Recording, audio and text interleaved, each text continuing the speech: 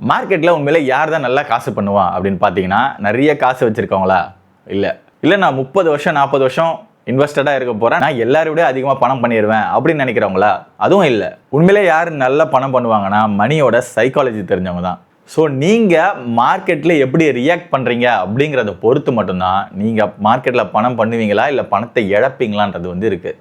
மார்க்கெட்டை பொறுத்தவரையும் அதிகமான டிசிஷன்ஸ் எடுக்கிறத விடவும் கம்மியான டெசிஷன்ஸை தேவையான நேரத்தில் எடுக்கிறவங்களுக்கு தான் பெஸ்ட்டான ரிட்டர்ன்ஸ் கிடைக்கும். வாரன் பஃபெட் சொன்ன மாதிரி எல்லாரும் ஃபியர்ஃபுல்லாக இருக்கும்போது நீங்கள் கிரீடியாக இருங்க, எல்லாரும் பயந்து மார்க்கெட்லேருந்து வெளியே வரும்போது நீங்கள் இன்வெஸ்ட் பண்ணுங்கள். ஹையர் ப்ராஃபிட்ஸ் வந்த உடனே இன்னும் மேலே மேலே வரும்னு வெயிட் பண்ணாமல் பார்ஷியலாக ப்ராஃபிட்ஸாக புக் பண்ணுங்கள்.